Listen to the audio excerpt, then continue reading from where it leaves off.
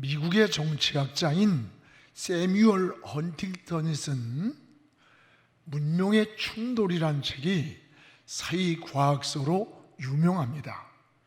세계에서 문명과 문명의 충돌은 세계 평화의 가장 큰 위협이라고 했습니다. 이 냉전 체제에는 정치적 이념이 충돌이었다면 지금은 문명과 문명의 충돌이라는 겁니다. 그래서 문명의 바탕을 둔 국제질서만이 이러한 충돌을 막는 방어수단이라고 했어요. 그러나 지금도 지구상에는 정치, 경제, 문화, 종교가 끊임없이 충돌하고 있습니다. 국가 간의 충돌, 정치적인 충돌, 또는 군사적 충돌, 이념적 충돌, 종교 간의 충돌, 영토의 충돌, 문명의 충돌은 끊이지 않습니다. 여러분, 기업도 마찬가지예요. 기업 윤리와 생명 윤리가 충돌을 합니다. 정치도 보수와 진보가 충돌을 합니다. 종교도 이슬람과 기독교가 세계 곳곳에서 충돌하고 있습니다. 보이는 세계만 그런 것이 아닙니다. 보이지 않는 세계에도 끊임없는 충동이 일어나고 있는 거예요. 여러분, 영적인 세계도 마찬가지입니다. 육체적인 것과 영적인 것이 충돌을 하고 하나님의 뜻과 인간의 뜻이 충돌을 합니다. 사도 바울은 로마서 8장 6절에 육신의 생각과 영의 생각이 충돌하고 있음을 우리에게 보여줍니다. 또 여러분, 로마서 7장 22절 23절에 보면 우리의 속사람과 또 우리의 겉사람의 법이 서로 충돌을 하고 있음을 우리가 알 수가 있습니다. 내 지체 속에서는 한 다른 법이 내 마음의 법과 싸워 내 지체 속에 있는 죄의 법으로 나를 사로잡아가는 것을 본다. 내 속사람은 하나님을 위해 살려고 기도하며 살고 믿음으로 살고 싶어 하는데, 또 하나의 내 겉사람의 법은 나를 자꾸 세상으로 끌고 간다는 거예요. 그래서 여러분, 영의 생각과 육신의 생각이 충돌을 합니다. 우리의 겉사람과 속사람이 충돌하고 있다는 거예요. 지금 여러분 속에서도 보이지 않지만 영육이 충돌하고 있고 선악이 충돌하고 있다는 것을 우리가 알아야 됩니다. 우린 이런 충돌 속에서 어떻게 이런 영적 충돌을 해결할 수 있고 이길 수가 있을까? 18세기 영국은 말할 수 없이 도덕적인 부패, 경제적인 문제, 그리고 사회적인 혼란으로 신앙이 걷잡을 수 없이 무너져가고 있었습니다. 바로 그때에 하나님의 은혜를 경험한 한 지도자가 나타났습니다. 여러분 잘 아는 바로 그가 요한 웨슬레였습니다. 웨슬레가 은혜를 충만히 받고 성령의 은혜를 경험한 그는 복음을 전했습니다.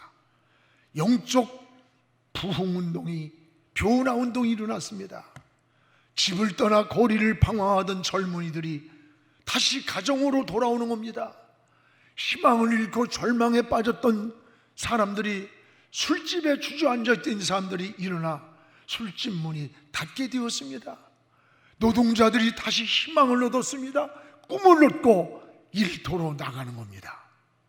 정신과 영혼의 혁명이 일어난 겁니다. 이들의 마음속에 용기가 생겼습니다. 꿈이 생겼습니다. 희망이 생겼기 때문입니다.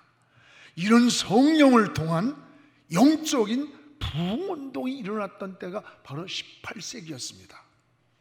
영적인 부흥운동은 영혼만 살리는 일이 아니었습니다. 마음을 건강하게 만들고 가정을 회복하고 사회를 회복하고 국가를 건강하게 만드는 기초가 되었다는 겁니다. 그렇습니다. 여러분, 성령에 사로잡힌 한 지도자의 영향력, 한 시대의 역사를 바꾸고 민족을 일으키는 절망과 희망의 충돌을 막는 이 변화의 운동이 일어났다는 사실입니다. 그래서 여러분, 스가랴 4장 6절에 이렇게 말씀합니다. 힘으로도 되지 아니하고 능으로도 되지 아니하나 오직 나의 영으로 되느니라. 그렇습니다. 이 나의 영, 이 영이란 말이 히브리어로 여러분 루아흐래요. 이건 하나님의 영이라는 거예요. 즉 성령을 의미하는 겁니다. 사랑하는 여러분, 성도의 삶은 날마다 성령의 인도함, 성령의 도움을 구해야 됩니다. 성령을 전적으로 의지할 때에 우리 육체적 충돌, 이 영적인 충돌에서 이길 수가 있는 겁니다. 스펄전은 목회도 성령의 도움이 없이는 할 수가 없다는 거예요. 성령의 도움 없이 하는 것은 자신에게는 욕이 되고 그리고 불행이 된다고 했어요. 맞습니다. 저는 때로는 하나님의 일을 하면서 사명이 아니라 마치 노동자가 억지로 마지못해서 주님의 사역을 하는 그런 모습을 보고 안타까워요.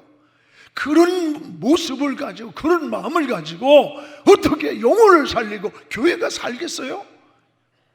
차라리 목회를 안 하는 게 낫지.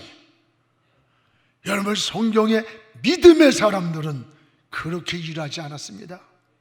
주의 일을 할 때에 기쁘고 즐겁게 했습니다. 문제가 없는 게 아니에요. 많은 문제가 있었지만 승리했습니다. 어떻게? 내 힘으로 하지 않았습니다. 성령의 인도를 받았고 성령의 도움을 받았기 때문입니다. 여러분은 하나님의 일을 할 때에 내 경험이나 내 지식이나 내 방법보다 더 성령의 능력을 의시하시기를 주의 이름으로 축복을 합니다. 오늘 성령의 역사하심을 간절히 바라는 자가 되어야 됩니다.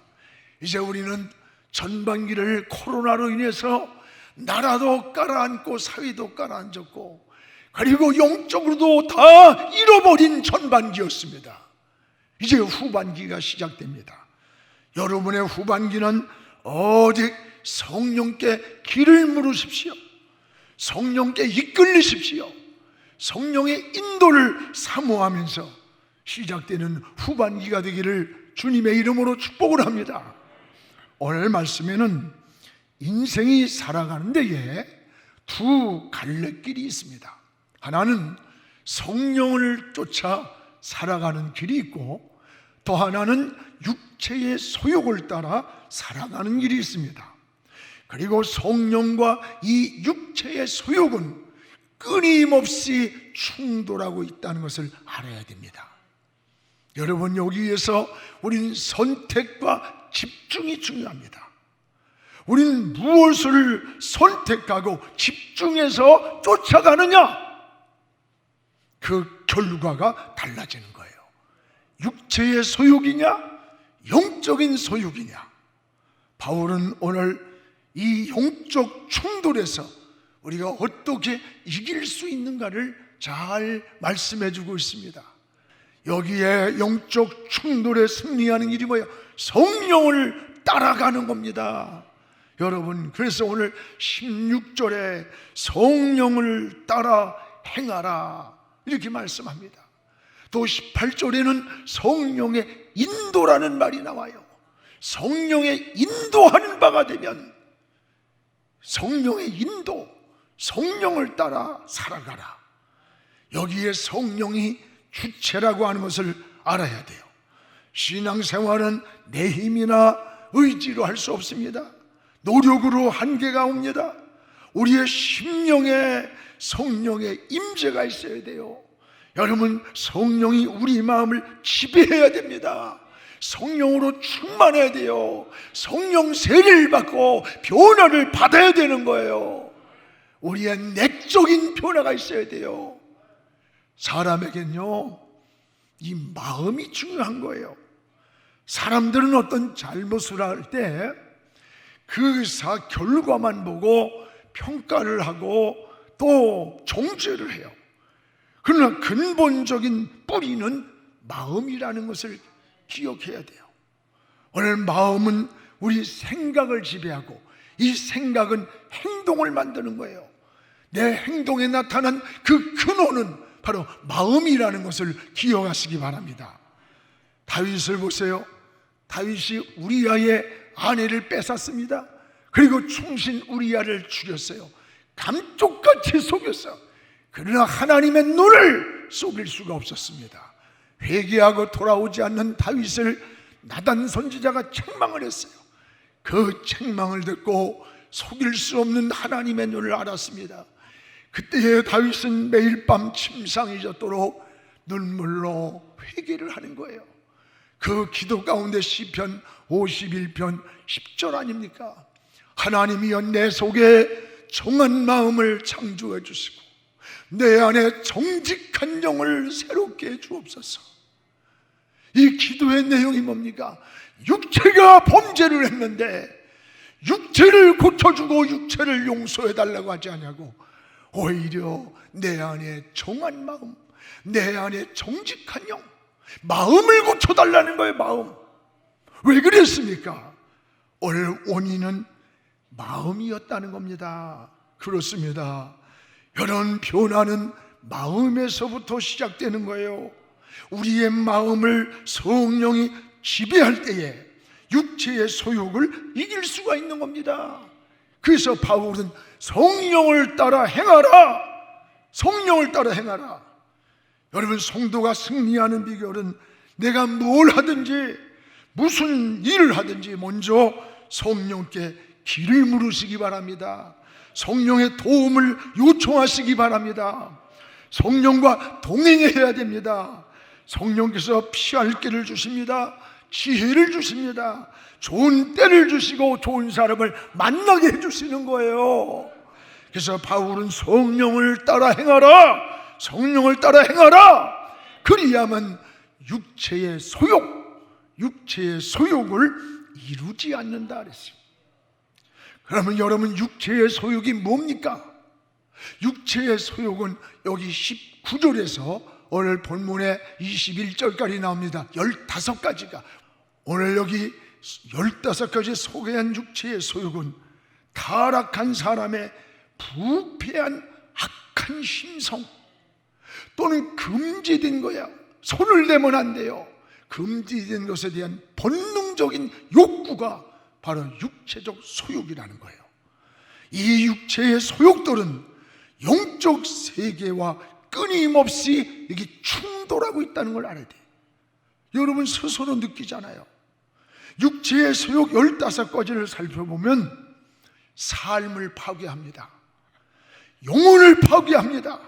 진리를 여러분 거스리게 만드는 거예요.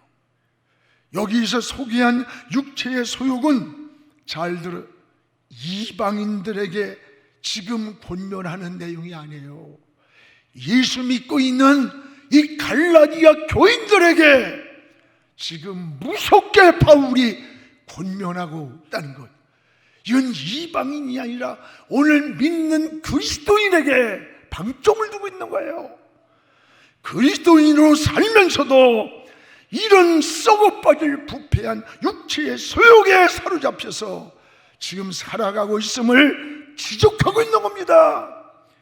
교회에서는 거룩한 집사요, 권사요, 장로요, 목사라고 떠들어대는데 그 내면 속에는 육체의 소욕에 사로잡혀서 타락의 길, 부패의 길, 금지된 것을 여러분 본능적 욕구에 빠져가고 있다는 거예요.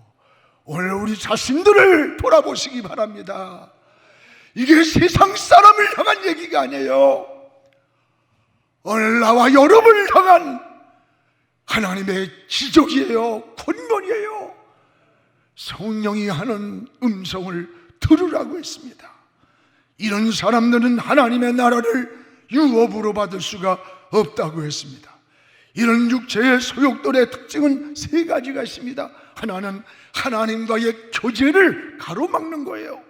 그래서 하나님과의 교제가 막힐 때 평안이 없습니다. 안식이 없습니다. 하늘의 지혜가 떠오르지 않고 성령의 인도가 막히는 거예요. 또 하나는 신앙이 파괴되는 사단의 통로라는 걸 알아야 돼요. 이 육체의 소욕들을 자세히 보세요. 모두 하나하나가 어둠의 영이 들어오는 틈을 타는 통로라는 것을 알 수 있습니다. 그런가 하면 정신과 영혼과 우리의 삶을 부패 썩게 하는 거예요. 영적인 삶을 무너뜨리는 요소라는 거예요. 오늘 말씀에 이르러서 이 육체의 소욕을 버리라, 버리라, 버리라는 거예요.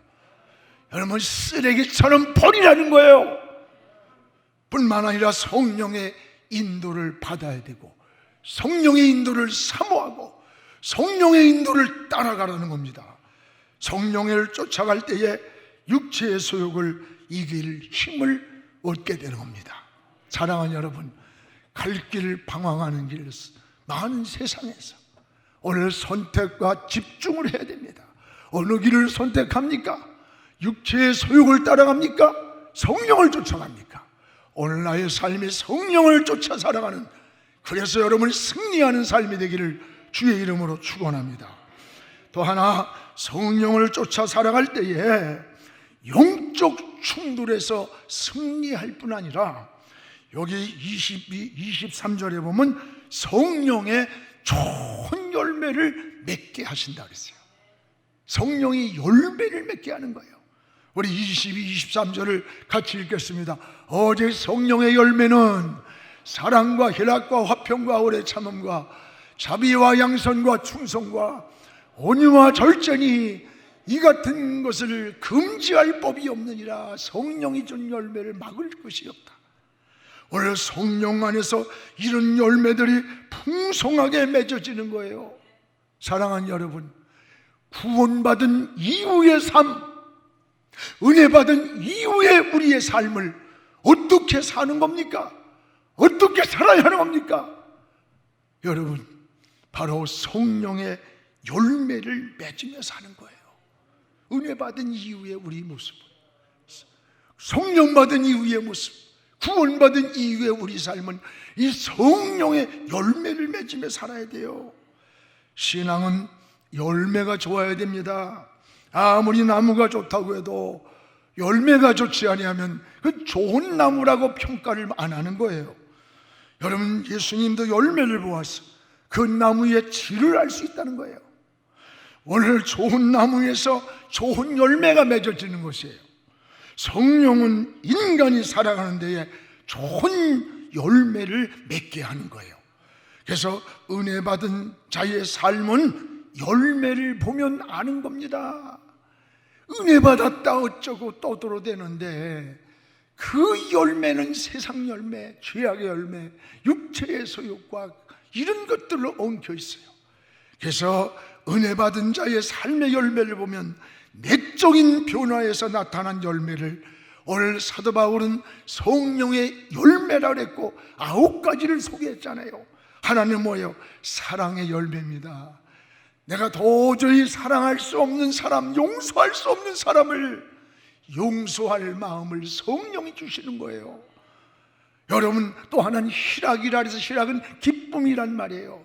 근심과 절망하던 사람이 성령을 통해서 기쁨을 회복하는 거예요. 또 하나는 평화라 그랬어요. 하나님과의 평화, 인간과의 평화, 성령을 통해 평화를 만드는 사람이 되는 거예요. 여러분이 직장에서나 학교에서나 어느 모임 공동체든 여러분이 분쟁을 만들고 갈등을 만드는 사람이 되지 말고 이 평화를 만드는 사람 되기를 주의 이름으로 축원합니다. 또 하나는 오래 참음이라 그랬어요. 여러분, 도저히 인내할 수 없는 환경, 고난의 환경에서도 하나님의 때를 기다립니다. 하나님의 뜻을 참고 기다리는 인내의 마음 성령이 주시는 거예요. 또 하나는 자비라 그랬어요. 자비는 자기중심적, 이기적으로 살던 인생이 성령을 통해서 긍휼을 베풀 줄 알고 남을 사랑할 줄 알고, 그래서 구제자라고 불쌍한 사람 보면 뒤돌아봐서 다시 붙잡아주는 이거요, 이게 바로 자비의 성령의 열매입니다. 이거 그냥 인간의 마음으로 하는 건 동종이에요. 성령이 우리에게 주는 마음이라는 걸 알아야 돼. 또 양선이란 말은 선하고 착한 마음을 성령이 주는 거예요. 오늘 충성도, 신실한 사람, 믿을 만한 사람, 헌신의 삶, 이것도 성령께서 주는 마음이라는 거예요. 또 여기 온유란 말은 그리스도의 성품을 말해요.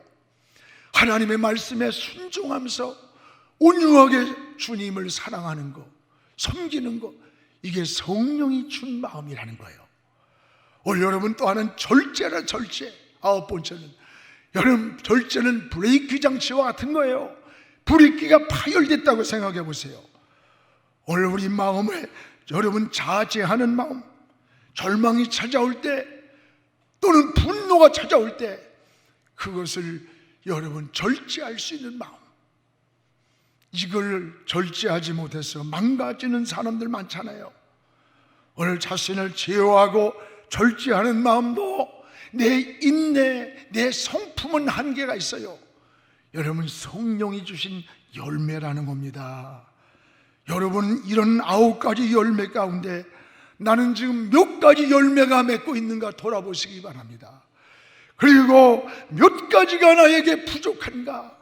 여러분 스스로 나는 인내가 부족해, 나는 절제가 부족해, 나는 사랑이 부족해, 나는 자비의 마음이 부족해.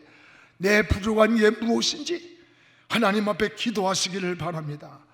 여러분 이런 것이 성령을 통해 주는 열매예요. 이게 바로 예수 그리스도의 성품이요 마음인 것입니다. 은혜 받은 이후의 삶은 바로 이런 성령의 열매를 맺으며 살아가는 거예요. 그래서 우리는 뭐예요? 생명 흘려보내는 영원 공동체 아닙니까? 여러분 흘려보내는 겁니다. 흘려보내는 거. 성령을 쫓아 살아가기를 기도하십시오. 여러분 열매가, 좋은 열매가 맺어지도록 성령의 도움을 구하시기 바랍니다. 성령의 좋은 열매가 여러분 삶에서 많이 맺혀지기를 주의 이름으로 축원합니다. 또한 여기에 24절부터 26절에 보면 그리스도 예수의 사람들, 이 말이 나와요. 그리스도 예수의 사람들은 어떻게 사는 것인가? 사는 방법이 다르다는 겁니다. 오늘 여러분 24절에 정욕과 탐심을 십자가에 못 박은 사람이라는 거예요. 우리 24절 같이 읽어봅시다. 그리스도 예수의 사람들은 육체와 함께 그 정욕과 탐심을 십자가에 못 박았느니라. 오늘 여러분 십자가에 못 박을 때 내가 죽고 예수가 내 안에 사시는 거예요. 이것이 바로 영에 속한 사람입니다. 이때부터 우리는 하나님을 바라보는 영적인 눈이 열리는 겁니다. 여러분 사람에게는 세 종류의 눈이 있다 그러잖아요. 하나는 사물을 보는 육안이 있습니다. 또 하나는 사물의 원리와 이치를 깨닫는 지식의 눈이 있어요. 그 다음에는 하나님을 바라보는 영적인 눈이 있는 거예요. 하나님은 영이나 지식이나 여러분 육신의 눈 가지고는 바라볼 수가 없어요. 그래서 다윗이 기도했잖아요. 하나님 앞에 눈을 열어달라고.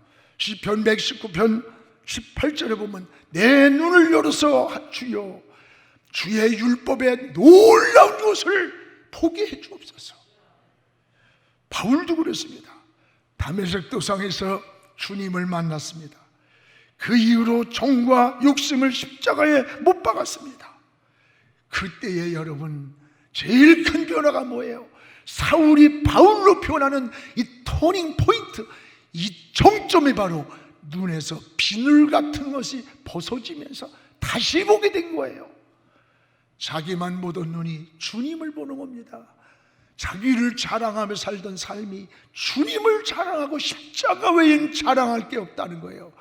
여러분 오늘 우리는 다시 보는 눈이 열려야 돼.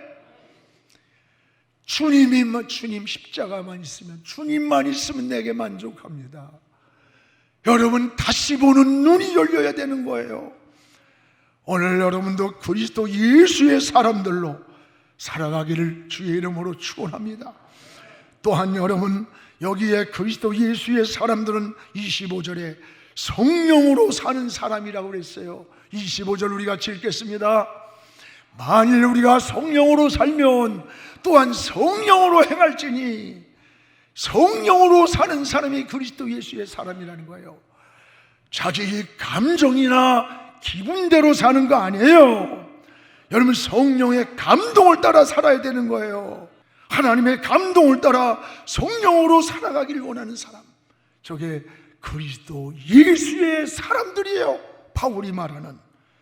오늘 여러분도 신앙을 너무 인간적으로 생각하지 마세요. 너무 머리로 계산하지 마세요. 성령의 감동을 따라 살아가기를 주의 이름으로 축원합니다. 또한 그리스도 예수의 사람들은 26절에 헛된 영광을 구하지 않는 사람이라고 그랬어요. 우리 26절 같이 읽읍시다. 헛된 영광을 구하여 서로 노엽게 하거나 서로 투기하지 마라. 헛된 영광이 뭡니까? 허망한 것이에요. 유익되지 않는 것들에 집착하고, 여러분, 진리가 아닌 비진리에, 본질이 아닌 비본질에 마음을 뺏기고 싸우고 갈등하는 거예요. 사랑하는 여러분, 그리스도 예수의 사람들은 이런 것에 사로잡혀 살지 않는다는 겁니다. 그렇습니다. 오늘 사랑하는 성도 여러분이요, 누구에게나 내면에 영적인 충돌이 있습니다. 충돌을 이기는 비결은 성령을 쫓아 살아가는 길입니다. 성령님이 도와주시면 영적 충돌에서 이깁니다. 오늘 성령은 우리의 못된 기질, 못된 성질까지도 고쳐주시고 좋은 열매를 맺도록 인도해 주시는 거예요. 오늘 성령님과 동행하시기 바랍니다. 성령님을 의지하시기 바랍니다. 여러분, 성령을 통해 영적 충돌에서 항상 승리하는 우리 성도들 되기를 주의 이름으로 축복을 합니다. 기도하겠습니다. 거룩하신 아버지요, 오늘 네 번째 성령에 대한 말씀을 전합니다. 성령님이 우리 길을 인도하시고, 성령님이 우리 안에 내주하셔서 지혜를 주시고 영감을 주시고 미지의 인생길을 인도해 주시며 주님과 동행하기를 원합니다. 성령의 감동을 따라 하나님을 사랑하고 하나님의 마음을 품고 사는 저희들의 삶이 되게 주옵소서. 구원받은 저희들, 은혜받은 이후 우리의 삶이 무슨 열매를 맺고 있습니까? 성령의 열매가 주렁주렁 맺혀지게 하여 주시옵소서. 그래서 세상을 변화시키고 우리 환경을 변화시키고 우리 주변을 거룩한 그리스도의 영향을 끼치는 하나님의 사람들로 살게 하여 주시옵소서. 예수님의 이름으로 기도하옵나이다. 아멘.